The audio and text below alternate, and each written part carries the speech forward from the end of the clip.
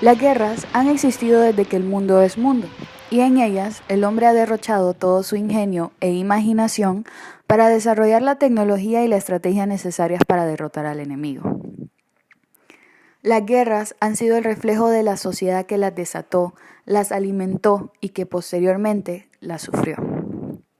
Han sido el ente privilegiado del progreso tecnológico, ya que los hombres han desarrollado sus mejores avances técnicos para alimentar este ente destructor y han alimentado mentes privilegiadas que buscaron las mejores formas de burlar al enemigo para vencerlo, como si de una partida de ajedrez se tratara.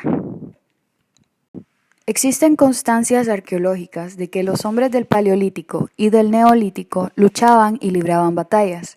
Así se extrae del yacimiento sudanés del cementerio 117, donde yacen varias decenas de cuerpos, muchos de los cuales tienen incrustadas puntas de flecha talladas en piedra en sus esqueletos, de lo que se deduce que podrían ser las bajas de una batalla. Mucho más adelante en la historia, nos damos cuenta que se hace el primer descubrimiento del bronce y del hierro, lo que facilita la fabricación de cascos y escudos, un armamento meramente defensivo que para el historiador Víctor Barrero Rubín, en su obra La guerra en el mundo antiguo, tuvo un trasfondo psicológico. Y a la vista de sus fabricantes, estas protecciones convertían a sus poseedores en invulnerables. Es en la estela conmemorativa del rey Eanatis de Lagash, la cual nos muestra a varios soldados sumerios pertrechados con cascos. Esta estela tiene una doble interpretación, ya que es la primera fuente que certifica la celebración de una batalla y también es la primera manifestación donde aparecen representados los cascos como elementos de protección militar de la historia. Pero este avance no es comparable al siguiente hito, que fue la metalurgia del hierro. Barreiro Rubín defiende que el descubrimiento del hierro globalizó la posesión del armamento. Las siguientes novedades en el campo militar provinieron del choque entre culturas. Así, las primeras grandes guerras que podemos calificar como tales, tanto por sus dimensiones como por la importancia del conflicto que dirimieron, fueron las guerras médicas. En ellas se enfrentaron dos mundos, dos ideas diferentes de la realidad, dos identidades distintas y dos concepciones del arte militar. La supremacía de la caballería y de los arqueros persas frente a la infantería pesada que componían las falanges de hoplitas griegos. El triunfo de estos últimos, que contra todo pronóstico se fraguó en el mar, viró el centro del mundo hacia Occidente, donde estaba sentada la nueva potencia del momento.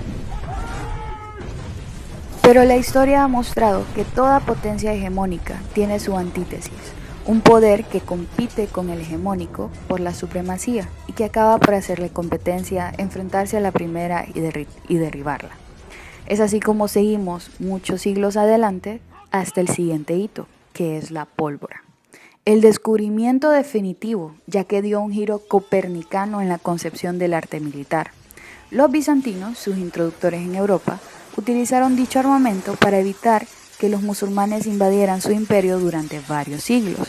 La posibilidad de abatir enemigos desde la distancia obligó a variar la estrategia en el campo de batalla, y poco a poco se va abandonando la lucha cuerpo a cuerpo por las técnicas con armamentos de fuego, que permite reducir al enemigo desde la distancia. Así, cualquiera que dispusiera de este armamento podía poner en entredicho el orden mundial. Pero también cualquier potencia desalojada del poder por la fuerza de las armas podía recuperar su hegemonía.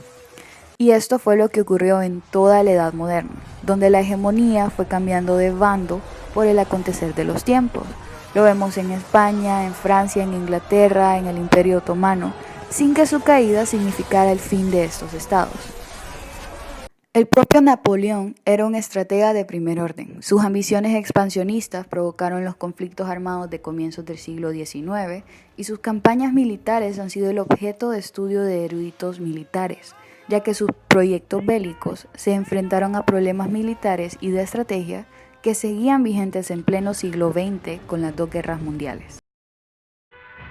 La Primera Guerra Mundial ha pasado a la historia militar de la humanidad por aportar al campo militar las novedades como fue la utilización de minas antipersona, que causaron estragos en las filas enemigas de ambos bandos al generar lisiados en lugar de víctimas mortales, lo que supone un gasto social y económico de mayor cuantía. Ambos recursos militares han sido utilizados con posterioridad en otras guerras, pero la Gran Guerra, como se le denominó en su tiempo antes de desencadenarse la Segunda Guerra Mundial, fue una contienda de trincheras, larga, dura y de funestas consecuencias en la sociedad de todos los participantes. Otro aporte importante fue la introducción de una nueva arma de guerra, los aviones. La investigación en el campo de la aeronáutica había conseguido grandes avances en pocos años. El primer vuelo con un avión pesado de los hermanos Wright data de 1908. La Segunda Guerra Mundial universalizó el arma más mortífera jamás utilizada por el hombre, la bomba atómica, causa de muchos dolores de cabeza de líderes mundiales desde ese momento y la gran amenaza para todos los ejércitos y poblaciones. El poder de destrucción que causó la bomba lanzada por Estados Unidos sobre las ciudades japonesas de Hiroshima y Nagasaki dio un nuevo significado a la guerra y a las campañas militares. Cuando terminó la Segunda Guerra Mundial, entramos a una nueva etapa, la Guerra Fría.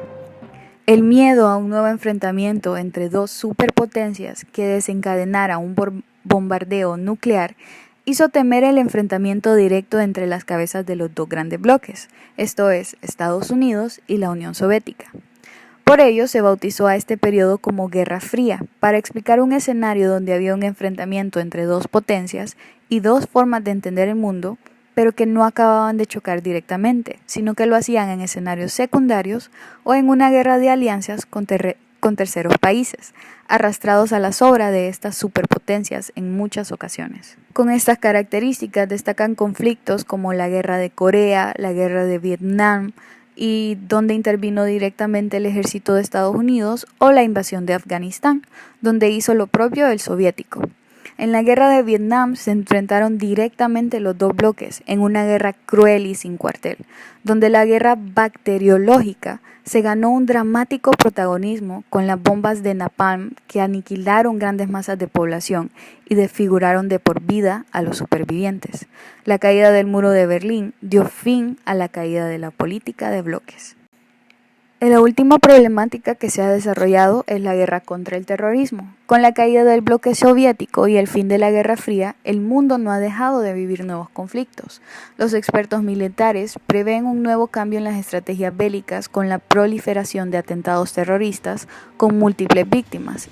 Está el atentado contra Nueva York, en Madrid, en Londres, Bombay, Volgogrado, París, etcétera, etcétera, que minan la autoestima de la poderosa opinión pública, que como arma de defensa esgrime la falta de seguridad como tema de debate. Los expertos señalan que amparado en el terrorismo ha nacido el poder que rivaliza por la preponderancia de la potencia del momento, o sea, Estados Unidos, y se trata del mundo musulmán antagonista del occidental.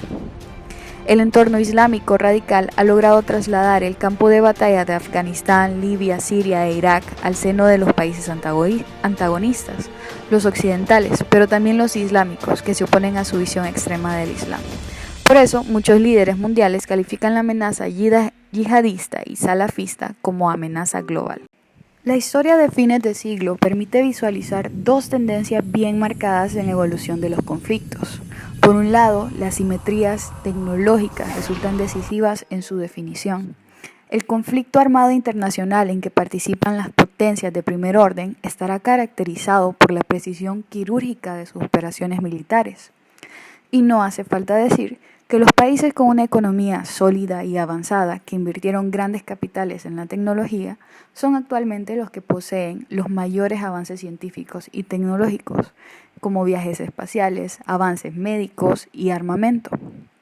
En cambio, los países en desarrollo quedaron aplicando políticas encaminadas a solucionar las necesidades de salud, alimentación, vivienda, educación, dejando la ciencia y la tecnología en segundo lugar.